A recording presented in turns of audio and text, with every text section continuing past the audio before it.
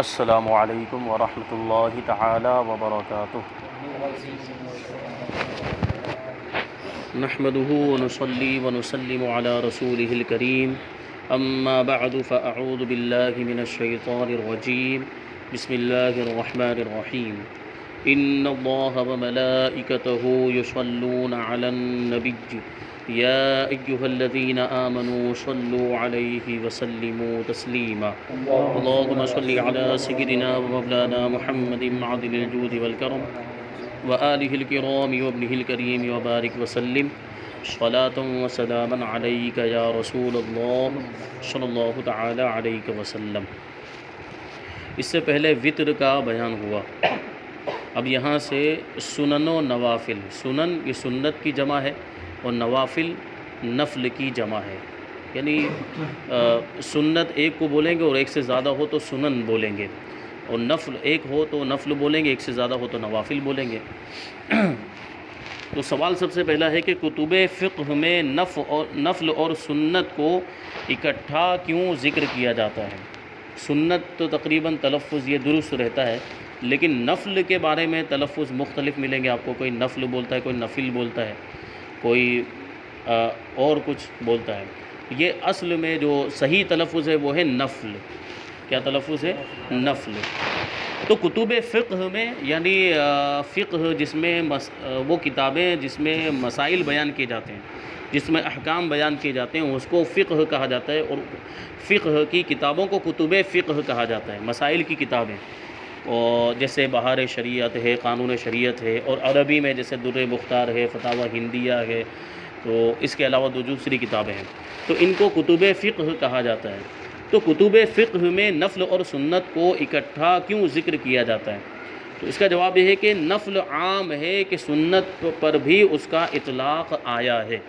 یعنی سنت کو بھی کبھی کبھی نفل کہہ دیا جاتا ہے، اور سنت خاص ہے، یعنی ہر نفل سنت نہیں ہے لیکن ہر سنت نفل ہے، یعنی نفل کے اندر شامل ہے، اس وجہ سے سنت پر بھی نفل کا اطلاق کر دیا جاتا ہے۔ پھر اس کے لغوی معنی کے اعتبار سے آپ غور کریں، ڈکشنری کے اعتبار سے نفل کا جو مطلب ہوتا ہے زائد، زیادہ، ایکسٹرا، یعنی فرض اور واجب کے علاوہ۔ تو فرض اور واجب کے علاوہ جو نمازیں ہیں تو ان میں سنت بھی آ گئی اور ان میں نفل بھی آ گئی، اس وجہ سے نفل بول دیتے ہیں اور اس سے کبھی کبھی سنت بھی مراد لے لیتے ہیں، یعنی سنت کو بھی کبھی کبھی نفل کہہ دیا جاتا ہے فقہ کی کتابوں کے اندر۔ تو نفل عام ہے کہ سنت پر بھی اس کا اطلاق آیا، یعنی سنت کو بھی نفل کہہ دیا جاتا ہے،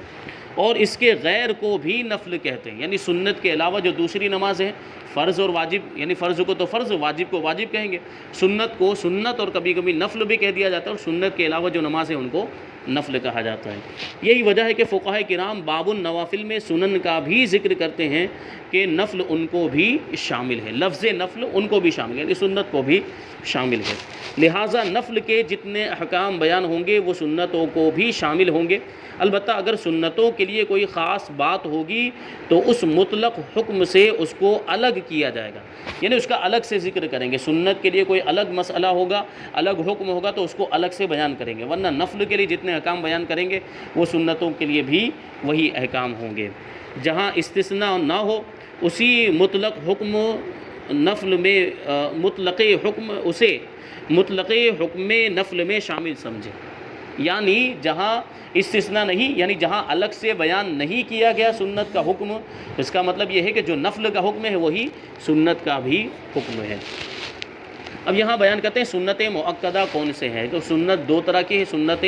مؤکدہ اور سنت غیر مؤکدہ۔ سب سے پہلے ہم لفظی معنی کو سمجھیں گے، اس سے پہلے بھی یہ آ چکا ہے کہ سنت مؤکدہ کسے کہتے ہیں اور سنت غیر مؤکدہ کسے کہتے ہیں۔ مؤکد کا مطلب ہوتا ہے جس کی تاکید آئی ہو، تو سنت مؤکدہ یعنی وہ سنت جس کی تاکید آئی ہو شریعت کے اندر، اور سنت غیر مؤکدہ یعنی وہ سنت جس کی اتنی تاکید نہیں ہے جتنی سنت مؤکدہ کی تاکید ہوتی ہے۔ تو سنت مؤکدہ کون کون سی نماز ہیں؟ فرماتے سنت مؤکدہ یہ ہیں،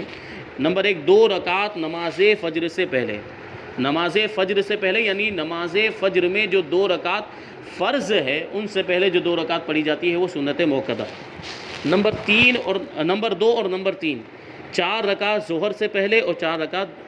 2 رکعت ظہر کے بعد، جو ظہر سے یعنی ظہر کی فرض نماز سے پہلے جو 4 رکعت پڑھی جاتی ہے وہ سنت موقدہ ہے، اور ظہر کی فرض نماز کے بعد جو 2 رکعت پڑھی جاتی ہے وہ سنت موقدہ ہے۔ یہ لفظ اور یہ تلفظ بھی آپ سدھار لیں، سنت مؤکدہ ہے، بعض لوگ سنت موقدہ بول دیتے ہیں، یہ صحیح نہیں، سنت مؤکدہ ہے۔ نمبر 4، 2 رکعت مغرب کے بعد، مغرب کی 3 رکعت فرض کے بعد جو 2 رکعت پڑھی جاتی ہے وہ بھی سنت موقدہ ہے۔ نمبر 5، 2 رکعت جو عشاء کی فرض نماز کے بعد پڑھی جاتی ہے وہ بھی سنت موقدہ ہے۔ نمبر 6 اور نمبر 7، 4 رکعت جو جمعہ سے پہلے پڑھی جاتی ہے، یعنی جمعہ کی جو فرض نماز ہے اس سے پہلے جو 4 رکعت پڑھی جاتی ہے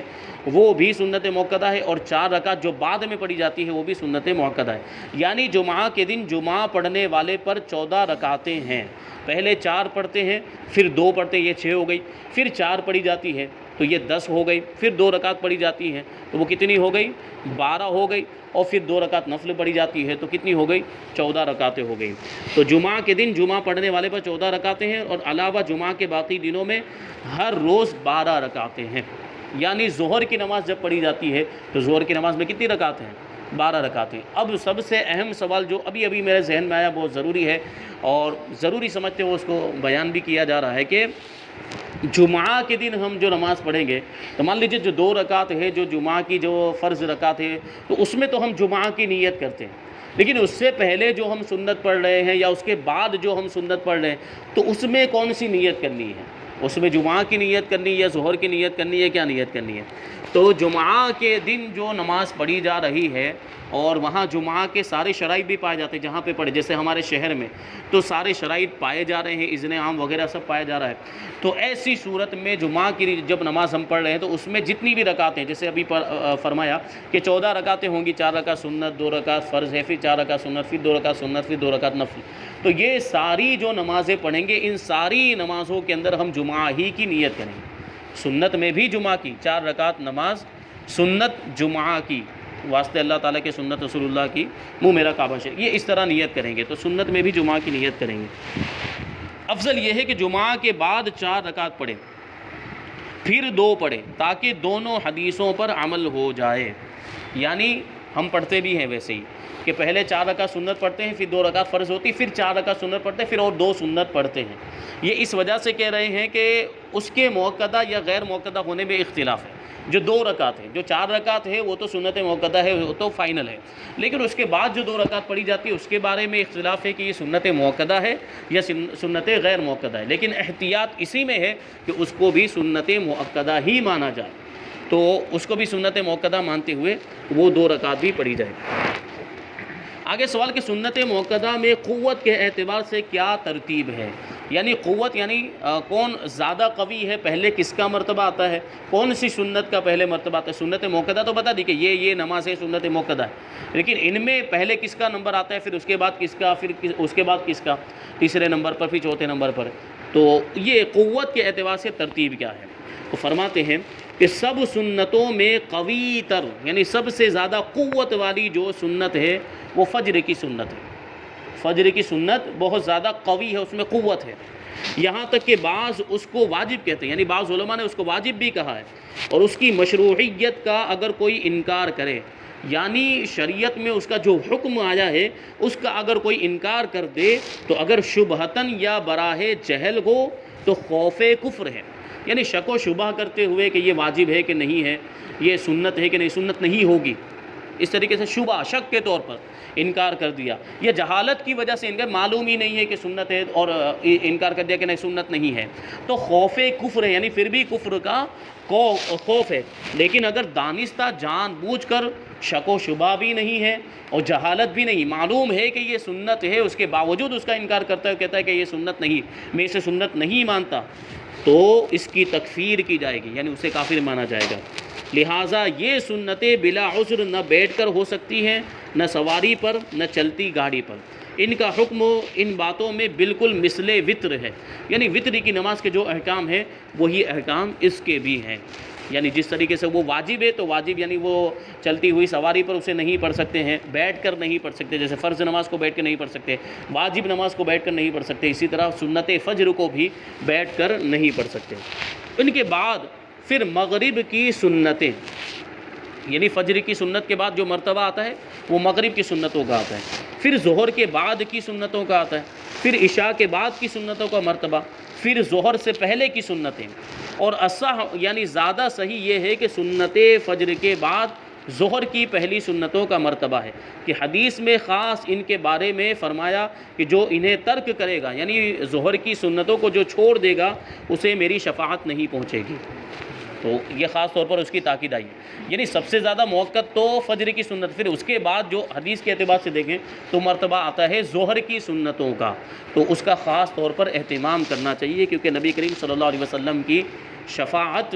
اگر ہم حاصل کرنا چاہتے ہیں تو اس کی پابندی کریں، کہ فرمایا گیا کہ اگر جان بوجھ کر کوئی چھوڑ دیتا ہے تو پھر اس کا معاملہ یہ ہوگا کہ نبی پاک صلی اللہ علیہ وسلم کی شفاعت اسے نہیں ملے گی۔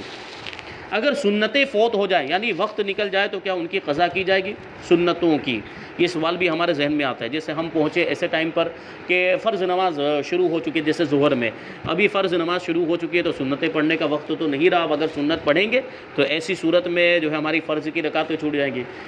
فجر کی سنت کا حکم الگ ہے، وہاں حکم یہ ہے کہ اگر جماعت چالو بھی ہو گئی تب بھی ہم وہ سنت پڑھ سکتے ہیں، بلکہ حکم یہ کہ پڑھی جائے جب تک ہمیں اس کا مسئلہ آگے بیان کریں گے، جب تک ہمیں یہ گمان غالب ہو کہ ہمیں قاعدہ مل جائے گا، قاعدہ اخیرہ مل جائے گا، تو سنت یعنی فجر کی جو سنت ہے اسے پڑھنے کا حکم ہے۔ لیکن دوسری نمازوں کے اندر اگر فرض نماز شروع ہو چکی ہے تو اب سنت یا دوسری کوئی نفل نماز ہم پڑھ نہیں سکتے، جائز ہی نہیں ہے۔ تو اس طریقے سے اگر ہماری سنت چھوٹ گئی ہے یا بعد کی سنت اگر چھوٹ گئی ہے تو اس کا کیا حکم ہے؟ فرماتے ہیں کہ فجر کی نماز قضا ہو گئی اور زوال سے پہلے پڑھ لی تو سنتیں بھی پڑھیں، ورنہ نہیں، یعنی سنتیں پڑھنے کی ضرورت نہیں۔ علاوہ فجر کے اور سنتوں کی قضا نہیں ہے، یعنی اور سنتیں دوسری جو سنتیں وہ اگر چھوٹ گئی ہیں تو ان کی قضا نہیں۔ قضا صرف دو نمازوں کی ہوتی ہے، فرض اور واجب، یعنی اگر نماز چھوٹ گئی ہے اور قضا ہم پڑھیں تو فرض اور واجب کی قضا کریں گے، اور کسی نماز کی قضا نہیں ہے۔ ہاں فجر کی جو سنت ہے وہ اگر ہماری چھوٹ گئی، یعنی فجر کی پوری نماز ہماری چھوٹ گئی ہے، تو ایسی صورت کے اندر اگر ہم زوال سے پہلے پڑھ رہے ہیں، اسی دن جس دن کی ہماری فجر کی چھٹی ہے اسی دن اگر ہم زوال سے پہلے پڑھ رہے ہیں تو پھر سنت بھی پڑھیں گے اور فرض بھی پڑھیں گے۔ البتہ کبھی کبھی ایسا ہوتا ہے کہ ہمیں سنت نہیں ملی، فرض مل گئے، جیسے ہم پہنچے تو امام صاحب قاعدے میں تھے، اب اگر ہم سنت پڑھنے جاتے ہیں تو فرض چھوٹ جائے گی، تو ایسی صورت میں حکم کیا ہے کہ پھر فرض کے اندر شامل ہو جائے، تو اب ہماری سنت چھوٹ گئی ہے، تو ایسی صورت میں اب تو فرض پڑھنا نہیں ہے، فرض تو اس کی ہو چکی ہے۔ اگر فرض بھی چھوٹ گئی ہوتی یعنی دونوں قضا ہو گئی ہوتی تب تو حکم یہ تھا کہ زوال سے پہلے پڑھ رہے ہوں تو سنت بھی پڑھیں گے اور فرض بھی پڑھیں گے، لیکن صرف سنت چھوٹی ہے اور فرض مل گئی ہے تو سنت کو کیا بعد میں پڑھنا پڑے گا یا بعد میں نہیں پڑھ سکتے، تو اس کا مسئلہ انشاءاللہ آگے بیان کریں گے۔ تو سنتوں کی قضا نہیں ہے عام طور پر۔ ظہر اور جمعہ کی سنت قبلیہ پہلے نہیں پڑھ سکے تو کیا کریں؟ جو پہلے کی جو سنت، جیسے ظہر کے اندر فرض سے پہلے جو 4 رکعت پڑھی جاتی ہے، جمعہ کے اندر سنت قبلیہ یعنی پہلے پڑھی جانے والی سنت، تو وہ اگر نہ پڑھ سکے تو کیا حکم ہے؟ ظہر یا جمعہ کے پہلے کی سنت فوت ہو گئی اور فرض پڑھ لیے تو اگر وقت باقی ہے فرض کے بعد پڑھیں، اور افضل یہ ہے کہ پچھلی سنتیں پڑھ کے ان کو پڑھیں، یعنی بعد میں بھی پڑھی جا سکتی ہے لیکن ان کا جو وقت ہے وہ پہلے ہی ہے، جو ثواب پہلے پڑھنے میں ہے وہ ثواب اب بعد میں پڑھنے میں نہیں ملے گا، بلکہ اس کی حیثیت قضا کی ہو جائے گی۔ تو اگر ہم جو ہے کہ اس کا اہتمام کرنا چاہیے کہ اس کو پہلے ہی پڑھیں، لیکن اگر کسی مجبوری کی وجہ سے چھوٹ جاتی ہے تو بعد میں بھی پڑھ سکتے ہیں، لیکن پھر حکم کیا؟ اب سوال یہ بھی آئے گا کہ پہلے 4 رکعت پڑھنا بھول گئے، اب فرض 4 رکعت ہم نہیں پڑھ سکے، 4 رکعت ہماری چھوٹ گئی ہے، پہلے کی جو سنت 4 رکعت، اور 4 رکعت ظہر کی فرض ہم نے پڑھ لی، اب اس کے بعد 2 رکعت سنت ہمیں پڑھنی ہوتی ہے، پھر نفل بھی پڑھنی ہوتی ہے۔ نفل نماز کا حکم تو یہ ہے کہ اگر نہیں پڑھے تو بھی کوئی گناہ نہیں ہے، تو ایسی صورت میں اب جب ہم وہ 4 رکعت جو ہماری پہلے چھوٹ گئی ہے سنت وہ اب بعد میں ہم پڑھنے والے ہیں، تو کیا پہلے وہ 4 رکعت پڑھیں یا پہلے وہ جو 2 رکعت سنت ہے وہ پڑھیں؟ یہ بھی جو ہے کہ تو حکم یہ ہے کہ پہلے وہ 2 رکعت پڑھ لیں، کیونکہ ایک ترتیب تو ہماری فوت ہو گئی کہ پہلے والی جو 4 رکعت ہمیں پڑھنی تھی وہ نہیں پڑھی ہے، تو ایک ترتیب تو فوت ہو گیا، اب اس کی وجہ سے ہم دوسری ترتیب کو کیوں فوت کریں کہ وہ 4 رکعت کے بعد 2 رکعت پڑھنی، یہ ایک ترتیب ہے تو اس کا تو کم سے کم لحاظ ہو جائے، تو پہلے وہ 2 رکعت پڑھ لیں پھر بعد میں یہ والی 4 رکعت پڑھیں جو پہلے ہماری فوت ہو گئی۔ فجر کے فرض پڑھ لیے صرف سنتیں رہ گئیں تو کیا کریے؟ وہ مسئلہ آ گیا یعنی فرض ہم نے پڑھی لیکن سنت چھوٹ گئی، جیسے میں نے ابھی بتایا۔ اس کی صورت یہ ہو سکتی ہے کہ مان لیجئے دوسری رکعت کے رکوع میں شامل ہوئے،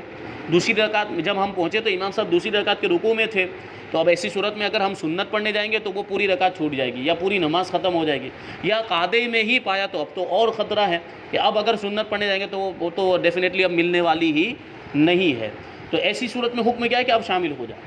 اب جو ہے شامل ہوا تو اب سنت پڑھنے کا حکم نہیں ہے۔ یعنی اب کیونکہ حکم یہ ہے کہ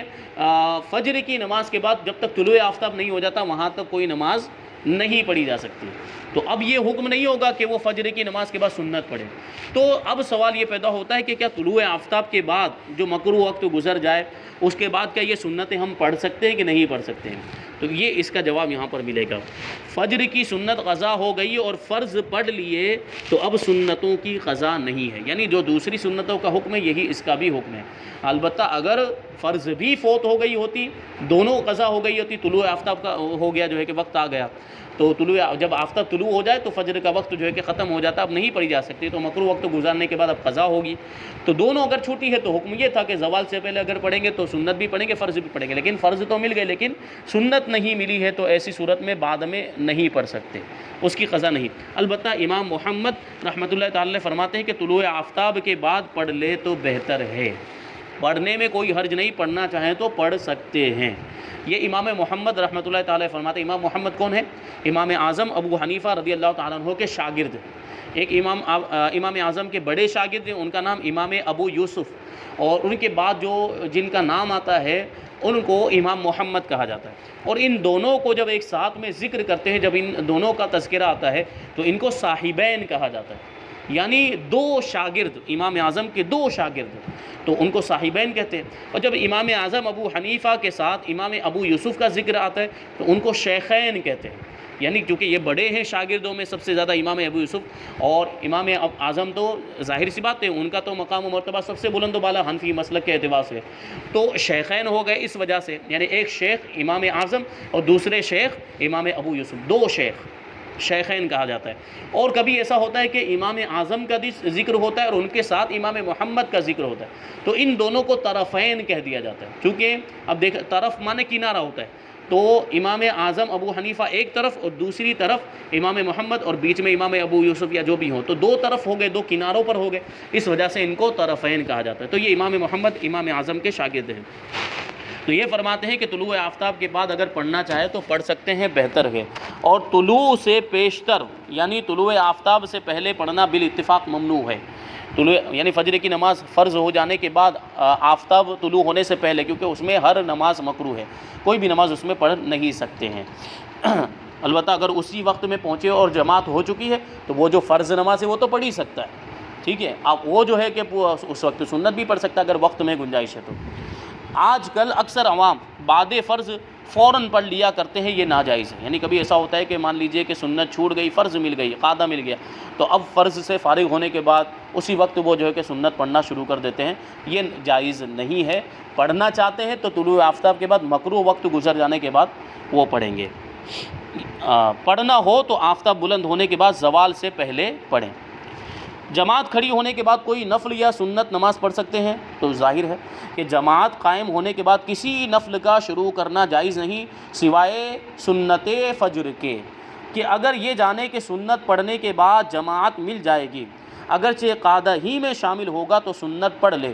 مگر صف کے برابر پڑھنا جائز نہیں۔ یہ اس بات کا بھی خیال رکھنا ہے، یہ بہت اہم مسئلہ ہے۔ اب فجر کے اندر یہ اجازت دی، بلکہ حکم دیا گیا ہے کہ اگر فرض ملنے کا ہمیں غالب گمان ہے تو سنت پڑھ لے۔ اب اس کا یہ مطلب نہیں کہ صف میں کھڑا ہو کر پڑھنا شروع کر دے، یہ جائز نہیں، اس کی وجہ سے ڈسٹرب ہوگا، صف میں جو ہے کہ خلل واقع ہوگا، تو ایسی صورت میں حکم کیا ہے کہ وہاں کھڑے ہو کر نہ پڑھے۔ تو فرماتے ہیں کہ صف کے برابر پڑھنا جائز نہیں، بلکہ اپنے گھر پہ پڑھے، اپنے گھر پہ پڑھ کر آئے، یا بیرون مسجد کوئی جگہ قابل نماز ہو تو وہاں پڑھے۔ مسجد کے باہر کوئی جگہ ہے جہاں پر لوگ نماز نہیں پڑھ رہے ہیں، وہاں پر جا کر، یا مسجد کے احاطے میں کوئی ایسی جگہ ہے جہاں جا کر وہ آرام سے نماز پڑھ سکتا ہے، جس کے نماز پڑھنے کی وجہ سے جو فرض پڑھ رہے ہیں ان کو ڈسٹرب نہ ہوتا ہو، تو وہاں پڑھنے کی اجازت۔ اور یہ بھی ممکن نہ ہو تو اگر اندر کے حصے میں جماعت ہوتی ہو تو باہر کے حصے میں پڑھے۔ جیسے ہمارے یہاں عام طور پر دو حصے ہوتے ہیں مسجد کے، ایک کو جماعت خانہ کہا جاتا ہے اور ایک کو صحن کہا جاتا ہے۔ تو اگر جماعت خانے کے اندر نماز ہو رہی ہے جماعت کے ساتھ تو ہم جماعت خانے کے باہر صحن میں پڑھ لیں، اور کبھی یہ ممکن ہے کہ نماز باہر ہو رہی ہو تو اندر جا کر پڑھے، اس کو کہہ رہے ہیں کہ اگر اندر کی حصے میں نماز ہو رہی ہو جماعت کے ساتھ تو باہر کے حصے میں پڑھے، اور باہر کے حصے میں اگر جماعت ہو رہی ہے تو اندر پڑھے۔ یہ کب ہوتا ہے؟ یہ ابھی ہمارے یہاں تو ایسا نہیں، کیونکہ ہمارے یہاں تو الحمدللہ ہمیشہ ہر وقت لائٹ رہتی ہے، پنکھے وغیرہ کا انتظام رہتا ہے، تو اب ہمیشہ جو ہے کہ اندر ہی ہوتی ہے، جماعت خانے کے اندر ہی ہوتی ہے۔ لیکن پرانے زمانے میں جب لائٹ کا انتظام، یہ بجلی نہیں ہوتی تھی، یا آج بھی جو ہے کہ یو پی وغیرہ علاقوں میں چلے جائے جہاں پر لائٹ کا بجلی کا اتنا انتظام نہیں ہے، تو گرمی کے موسم میں وہ لوگ باہر نکل کے نماز پڑھتے ہیں۔ وہاں صحن کے اندر گرمی کا، کیونکہ گرمی اندر پڑھیں گے تو گرمی زیادہ لگے گی، تو ایسی صورت میں صحن میں نکل کے نماز پڑھتے ہیں۔ تو مان لیجئے کہ اگر وہ صحن میں نماز ہو رہی تھی اور ہماری سنت ابھی باقی ہے، ہم کو سنت پڑھنی ہے، تو وہ سنت کہاں جا کے پڑھیں گے؟ اندر والے حصے میں جا کر پڑھیں گے، اور اگر اندر ہو رہی ہے تو باہر والے حصے میں پڑھیں گے، ٹھیک ہے۔ تو اور اگر مسجد کے اندر باہر 2 درجے نہ ہوں تو ستون یا پیڑ کی آڑ میں پڑھیں، 2 حصے۔ مان لیجئے کوئی مسجد ایسی ہے کہ پوری ایسی مسلسل بنا دی گئی، اس کے حصے نہیں کیے گئے اندر یا باہر جسے کہا جا سکے، تو ایسی صورت میں کسی پیڑ کی آڑ لے لے یا ستون وغیرہ کے پیچھے جو ہے کہ کھڑا ہو کر نماز پڑھ لے کہ اس میں اور صف میں وہ حائل ہو جائے، یعنی درمیان میں رکاوٹ بن جائے، وہ ستون درمیان میں آڑ بن جائے، یا جو پیڑ وغیرہ جو ہو وہ آڑ بن جائے۔ اور صف کے پیچھے پڑھنا بھی ممنوع ہے۔ مان لیجیے یہاں صف لگی ہوئی ہے اور بالکل اس کے پیچھے والی صف میں کھڑے ہو کر پڑھنا شروع کر دیا تو یہ بھی منع ہے۔ اب آپ سوچیں کہ پیچھے والی صف میں کھڑے ہو کر پڑھنا منع ہے تو صف کے اندر داخل ہو کر پڑھنا یہ اور زیادہ منع ہوگا۔ اسی کو فرماتے ہیں کہ اگرچہ صف میں پڑھنا زیادہ برا ہے، صف کے پیچھے پڑھنا برا ہے، لیکن صف کے اندر داخل ہو کر پڑھنا اور زیادہ برا ہے۔ آج کل اکثر عوام اس کا بالکل خیال نہیں کرتے اور اسی صف میں گھس کر شروع کر دیتے ہیں، یہ ناجائز ہے۔ جماعت کے ساتھ نماز ہو رہی ہے، جو صف بنی ہوئی ہے، ہم سنت پڑھیں تو چونکہ فرض نماز الگ ہے اور سنت نماز الگ ہے، جو جماعت ہو رہی ہے وہ فرض نماز کی ہو رہی ہے، تو ہم اس میں جو ہے کہ بیچ میں شامل ہو کر سنت نماز اپنی وہاں پہ شروع نہیں کر سکتے، بلکہ وہاں سے الگ ہٹ کے ہمیں کسی جگہ پر کسی چیز کو آڑ بنا کے، یا اگر اندر ہو رہی ہے تو باہر نکل کے ہم، جیسے ہمارے یہاں پر عام طور پر مسجدوں میں ایسا ہوتا ہے، تو جماعت خانے سے باہر ہم سنت پڑھ لیں اور سنت سے فارغ ہونے کے بعد پھر جماعت میں شامل ہو جائیں، یہ اس کا صحیح طریقہ ہے۔ ابھی اور کچھ مسائل اس بیان میں باقی ہے نوافل اور سنت کے بارے میں، انشاءاللہ تبارک و تعالیٰ اس کو آگے بیان کیا جائے گا۔ اللہ تبارک و تعالیٰ جو کچھ بھی بیان ہوا اس پر ہم سب کو عمل کرنے کی توفیق عطا فرمائے۔ وما علینا الا البلاغ۔ السلام علیکم۔